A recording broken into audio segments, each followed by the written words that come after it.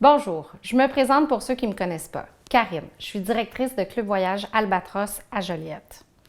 Aujourd'hui, le 27 mars, ça fait 2 semaines jour pour jour que notre gouvernement a émis l'avis d'éviter tout voyage non essentiel. On comprendra pourquoi. Mais cet avis-là, il a changé bien des choses dans notre industrie, dans vos vies, dans nos vies. Je vous ramène à ce fameux vendredi 13. Dans nos bureaux, premièrement, on s'est mobilisé pour contacter tous nos clients à destination afin de les rapatrier. Malheureusement, quelques-uns d'entre eux attendent toujours leur vol de retour. On reste à l'affût, on reste en contact. Simultanément, on s'est efforcé d'annuler tous les voyages prévus d'ici le 30 avril. Ça n'a pas été facile.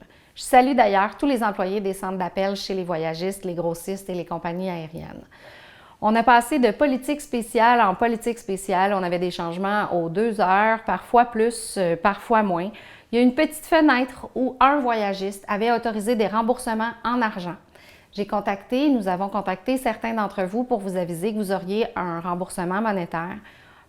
Pour certains, on n'a pas pu procéder à ça. La comptabilité du voyagiste ne s'est pas rendue à votre dossier avant de rechanger sa politique.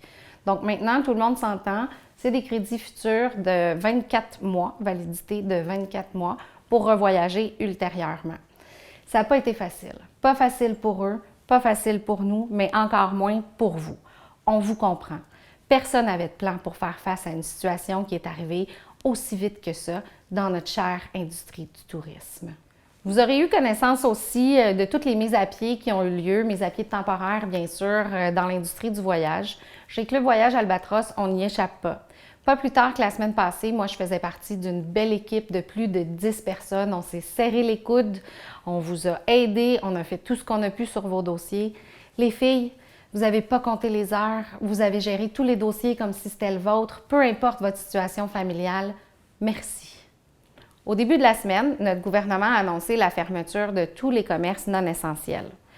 On avait déjà fermé l'entreprise aux clients depuis le 17 mars. On s'efforçait de respecter les mesures d'hygiène et la distanciation à l'intérieur de nos locaux. On va pouvoir continuer de vous aider, mais à distance.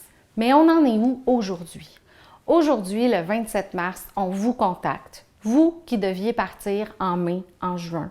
Vous qui avez des vacances plus tard, peut-être à l'automne, mais qui deviez faire des paiements finaux incessamment.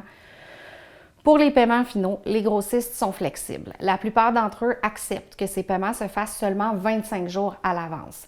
Ils comprennent évidemment qu'on ne peut pas prendre de décision tout de suite puis qu'on ne peut pas s'engager monétairement non plus. Ça semble évident, ça semble facile, mais c'est toute une logistique pour eux. On vous contacte aussi, ceux qui deviez partir en mai et en juin. Évidemment, ça ne semble pas possible de partir en Grèce, en Croatie ou même dans le sud en mai ou en juin. On le sait. Vous avez engagé ces sommes d'argent-là. Par contre, nous, en tant qu'agence, nous sommes l'intermédiaire. Nous sommes soumis aux conditions des grossistes. On n'a pas encore de consignes pour les départs de mai et juin, mais on reste à l'affût et on vous contacte. En terminant, s'il vous plaît, respectez les mesures de confinement. C'est en étant rigoureux qu'on pourra le plus rapidement possible reprendre nos activités normales. Ça paraît pas possible pour tout de suite, mais je suis confiante. Un jour, on va recommencer à voyager. Rendu là, encourager à investir local, ça sera aussi d'acheter vos prochaines vacances dans une agence près de chez vous. À bientôt.